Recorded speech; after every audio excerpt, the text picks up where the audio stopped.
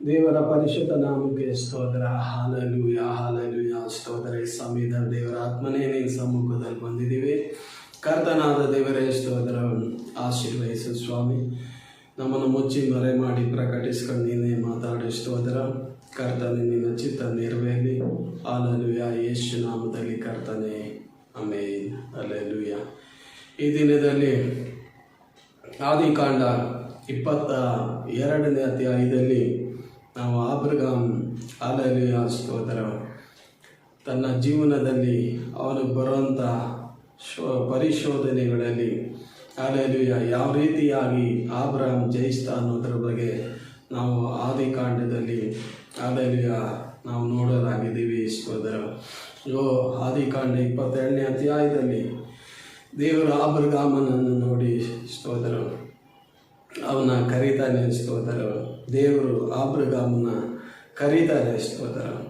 ಅಬ್ರಹಾಮನೇ, ನಿನ್ನ ಮಗನಾದ ಈಸಾಕನನ್ನು ತೆಗೆದುಕೊಂಡು ಮೋರಿಯ ಬೆಟ್ಟದಲ್ಲಿ ನನಗೆ ಬಲಿ ಕೊಡ ಅಂತ ಹೇಳುವಾಗ ಅಬ್ರಹಾಮನು ಅದಕ್ಕೆ ದೇವರೇ ಅದಕ್ಕೆ ಒಪ್ಪಿಕೊಂಡ ಅಬ್ರಹಾಮನು ಮೋರಿಯ ಬೆಟ್ಟಕ್ಕೆ ತನ್ನ ಮಗನಾದ ಈಸಾಕನ ಕರ್ಕೊಂಡು ಬಂದು ಅಲ್ಲಿ ದೇವರು ಹೇಳಿದ ಆ ಸ್ಥಳಕ್ಕೆ ದೇವರಿಗೆ ಬಲಿ ಕೊಡೋದಕ್ಕಾಗಿ ಬರೋನಾಗಿರ್ತಾನೆ. ಆದಿಕಾಂಡ 22ನೇ ಅಧ್ಯಾಯ 1ನೇ ವಾಕ್ಯದಲ್ಲಿ ನಾವು ನೋಡ್ತೀವಿ.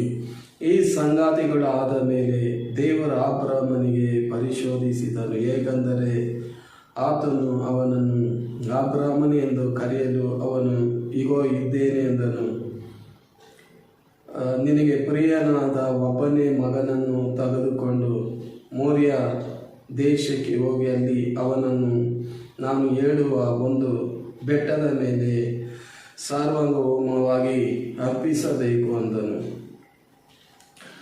ಆಗ ದೇವರು ಹೇಳಿದ ತಕ್ಷಣ ಅಬ್ರಹಾಮನು ತನ್ನ ಮಗನಾದ ಈಸಾಕನ್ನು ತೆಗೆದುಕೊಂಡು ಮೋರಿಯ ದೇಶಕ್ಕೆ ಹೋಗ್ತಾನೆ. ಹಾಲೆಲೂಯಾ, ಸ್ತೋತ್ರ. ಈ ದಿನದಲ್ಲಿ ಕೂಡ ದೇವರು ನಮ್ಮನ್ನು ಕರೆಯುವಾಗ ಇಗೋ ಇದ್ದೀವಿ ಅನ್ನಬೇಕು. ಹಾಲೆಲೂಯಾ. ದೇವರು ನಮ್ಮನ್ನು ಕರೆಯುವಾಗ ಅವ್ರು ಹೇಳೋ ಸ್ಥಳಕ್ಕೆ ಕಳಿಸುವಾಗ ನಾವು ಹೋಗೋದಾಗಿರಬೇಕು. ದೇವರು ವಾಕ್ಯ ಹೇಳ್ತೈತೆ, ನಿನ್ನ ಮಾರ್ಗಗಳು ನನ್ನ ಮಾರ್ಗಗಳಲ್ಲ, ನನ್ನ ಆಲೋಚನೆಗಳು ನಿನ್ನ ಆಲೋಚನೆಗಳಲ್ಲ ಅಂತ ಹೇಳಿ ದೇವರು ವಾಕ್ಯಗಳು ಹೇಳ್ತೈತೆ. ಅದೇ ರೀತಿಯಾಗಿ ಅಬ್ರಹಾಮ್ಗೆ ದೇವರು ಏನು ಹೇಳ್ತಾರೋ ಅಬ್ರಹಾಮನು ದೇವರು ಹೇಳೋ ರೀತಿಯಾಗಿ ಅವನು ಮಾಡೋನಾಗಿದ್ದ. ಹಾಲೆಲೂಯಾ, ಸ್ತೋತ್ರ. ಆಗ ದೇವರು ಹೇಳೋದೊಂದು, ನಾವು ಮಾಡೋದೊಂದು, ಆದರೆ ಅದರಿಂದ ನಾವು ಆಶೀರ್ವಾದ ಪಡ್ಕೊಳ್ಳೋದಕ್ಕಾಗೋದಿಲ್ಲ. ಅಬ್ರಹಾಮನು ದೇವರು ಹೇಳಿರೋ ಆ ಸ್ಥಳಕ್ಕೆ ತನ್ನ ಮಗನಾದ ಈಸಾಕನೇ ಎತ್ತುಕೊಂಡು ಬಂದು ಆದಿಕಾಂಡ 22ನೇ ಅಧ್ಯಾಯ 9ನೇ ವಾಕ್ಯದಲ್ಲಿ ದೇವರು ಹೇಳಿದ ಸ್ಥಳಕ್ಕೆ ಅವರು ಸೇರಿದಾಗ ಅಬ್ರಹಾಮನು ಯಜ್ಞವೇದಿಯನ್ನು ಕಟ್ಟಿಗೆಯನ್ನು ಒಟ್ಟು ತನ್ನ ಮಗನಾದ ಈಸಾಕನ ಕೈಕಾಲುಗಳನ್ನು ಬಿಗಿದು ಅವನನ್ನು ವೇದಿಯ ಕಟ್ಟಿಗೆಯ ಮೇಲೆ ಇಟ್ಟನು. ಆದರೆ ತನ್ನ ಮಗನನ್ನು ವಾದಿಸುವುದಕ್ಕೆ ಅವನು ಕೈ ಚಾಚಿ ಕತ್ತಿಯನ್ನು ಹಿಡಿದುಕೊಳ್ಳಲು ಯೆಹೋವನು ದೂತನು ಆಕಾಶದೊಳಗಿಂದ ಅಬ್ರಹಾಮನೇ ಎಂದು ಅವನನ್ನು ಕರೆದನು. ಅದಕ್ಕೆ ಅಬ್ರಹಾಮನು ಇಗೋ ಇದ್ದೇನೆ ಎಂದನು. ಹಾಲೆಲೂಯಾ, ಸ್ತೋತ್ರ. ಆಗ ಅಬ್ರಹಾಮ್ ದೇವರು ಹೇಳಿದ ಸ್ಥಳಕ್ಕೆ ಬಂದು ತನ್ನ ಮಗನಾದ ಈಸಾಕನ ಕೈ ಕಾಲುಗಳನ್ನ ಕಟ್ಟಿ ಯಜ್ಞವೇದಿ ಮೇಲೆ ಮಲಗಿಸಿ ತನ್ನ ಕೈಯಲ್ಲಿ ಕತ್ತಿನ ಎತ್ತುಕೊಂಡು ಅವನು ಬಲಿ ಕೊಡಕ್ಕೆ ಹೋಗುವಾಗ ದೇವರು ಅಬ್ರಹಾಮನಿಗೆ ಅಬ್ರಹಾಮನೇ ಎಂದು ಕರೆಯಲು ಇಗೋ ಇದ್ದೇನೆ ಅಂದನು. ಆಗ 22:12 ಆದಿಕಾಂಡದಲ್ಲಿ ಆ ದೂತನವನಿಗೆ ನಿನ್ನ ಹುಡುಗನ ಮೇಲೆ ಕೈ ಹಾಕಬೇಡ. ಹಾಲೆಲೂಯಾ, ಸ್ತೋತ್ರ. ಆಗ ಅವನು ಬಲಿ ಕೊಡಕ್ಕೆ ಹೋಗುವಾಗ ಅಬ್ರಹಾಮನು ತನ್ನ ಮಗನ್ನ ದೇವರು ಹೇಳಿದ ಪ್ರಕಾರವಾಗಿ ದೇವರು ಮತ್ತೆ ಅದನ್ನು ಕೊಡಬೇಡ ಅಂತ ಹೇಳ್ತಾರೆ. ಕೊಡಬೇಡ, ನೀನು ಒಬ್ಬನೇ ಮಗನಾದರೂ ನನಗೆ ಸಮರ್ಪಿಸುವುದಕ್ಕೆ ಹಿಂತೆಗೆಯಲಿಲ್ಲವಾದ್ದರಿಂದ ನೀನು ದೇವರಲ್ಲಿ ಭಯಭಕ್ತಿ ಉಳ್ಳವನೆಂಬುದು ಈಗ ತೋರಿ ಬಂತು ಎಂದು ಹೇಳಿದನು.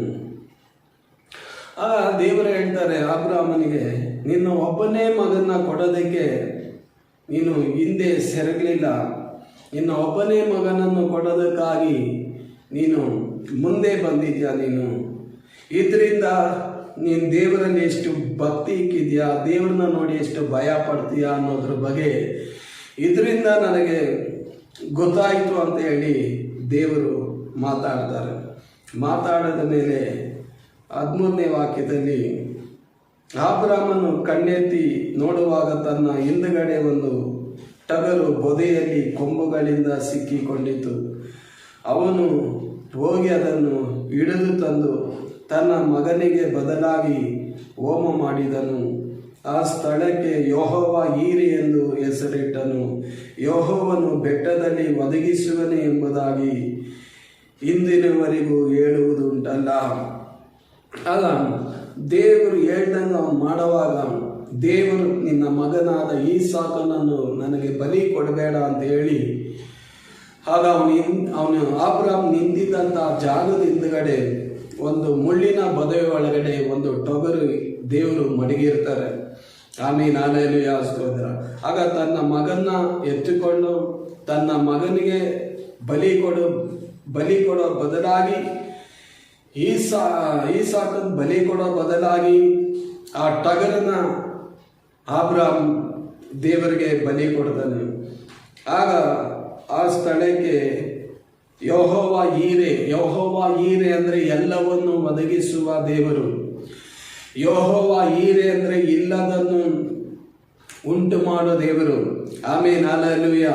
ಅಬ್ರಹಾಮ್ ಒಪ್ಪಿಸಿದಂಥ ಆ ಬಲಿ ಕೊಟ್ಟಂತ ಆ ಜಾಗಕ್ಕೆ ಯೆಹೋವನು ಒದಗಿಸುವನು ಈ ಬೆಟ್ಟದಲ್ಲಿ. ಯೆಹೋವ ಈರೆ, ಹಲ್ಲೆಲೂಯಾ. ಯೆಹೋವ ಈರೆ ಅಂದರೆ ಎಲ್ಲವನ್ನು ಒದಗಿಸ್ಕೊಡೋ ದೇವರು.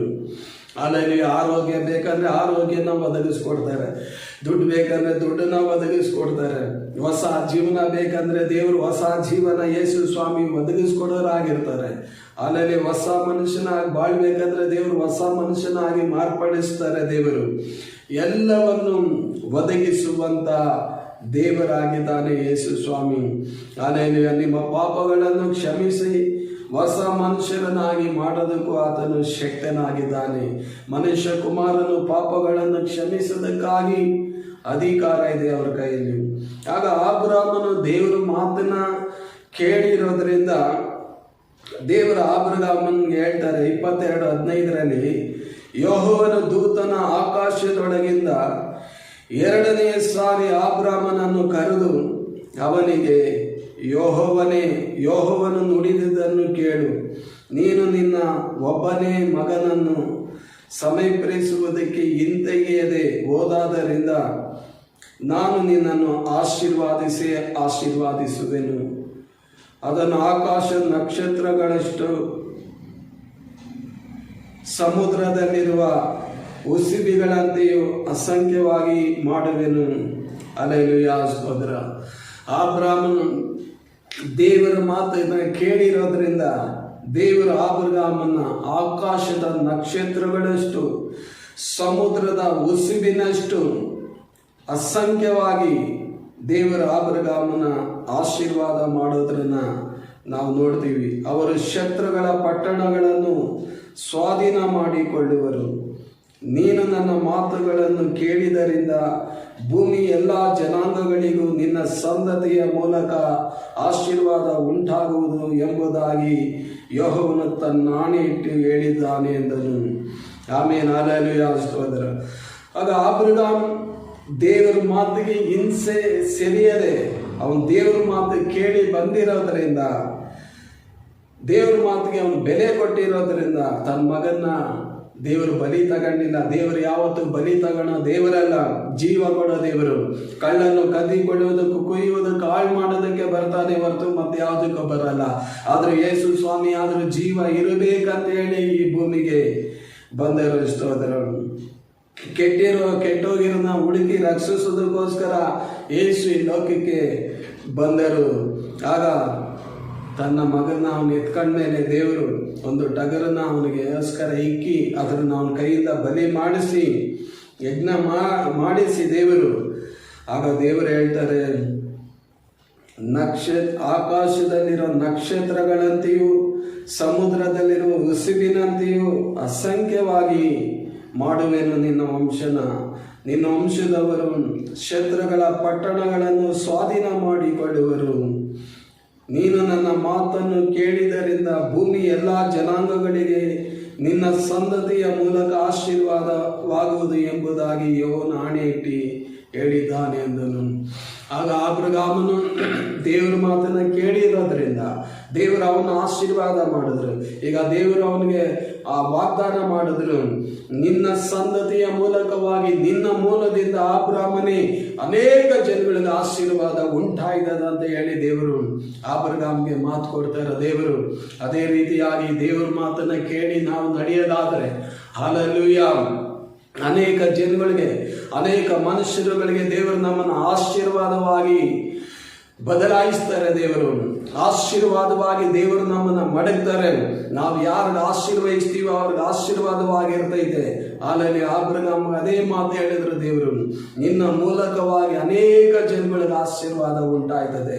ನಾವು ದೇವರನ್ನ ನಂಬಿ ಬರೋದಾದ್ರೆ ನಮ್ಮ ಮೂಲದಿಂದ ನಮ್ಮ ಮನೆಯವರಿಗೆ ಆಶೀರ್ವಾದ, ನಮ್ಮ ಮೂಲದಿಂದ ನಮ್ಮ ಮನೆಯವರಿಗೆ ರಕ್ಷಣೆ. ಹಲ್ಲೆಲೂಯಾ ಸ್ತೋತ್ರ. ಅಪೊಸ್ತಲರ 16:31 ಅಲ್ಲಿ ಕರ್ತನಾದ ಯೇಸುವಿನ ಮೇಲೆ ನಂಬಿಕೆ ಇಡು, ಆಗ ನೀನು ರಕ್ಷಣೆ ಹೊಂದಿ ನಿನ್ನ ಮನೆಯವರೆಲ್ಲರೂ ರಕ್ಷಣೆ ಹೊಂದುವರು ಅಂತ ಹೇಳಿ ದೇವರ ವಾಕ್ಯ ಹೇಳ್ತೈತೆ. ಅದೇ ರೀತಿಯಾಗಿ ನಾವು ರಕ್ಷಣೆ ಹೊಂದಿಲ್ಲ ಅಂದ್ರೆ ರಕ್ಷಣೆ ಹೊಂದುವಾಗ ನಿಮ್ಮ ಮನೆಯಲ್ಲಿರೋರು ಎಲ್ಲರೂ ರಕ್ಷಣೆ ಹೊಂದಿಕೊಳ್ತಾರೆ. ನೀವು ಫಸ್ಟ್ ಆಶೀರ್ವಾದ ಹೊಂದ್ಕೊಳ್ಳುವಾಗ ನಿಮ್ಮ ಮೂಲದಿಂದ ಅನೇಕ ಜನಗಳಿಗೆ ನಿಮ್ಮ ಕುಟುಂಬದಲ್ಲಿರೋರು ಎಲ್ಲಾರು ಆಶೀರ್ವಾದಗಳು ಉಂಟಾಯ್ತದೆ. ಆಮೇಲೆ ಹಲ್ಲೆಲೂಯಾ.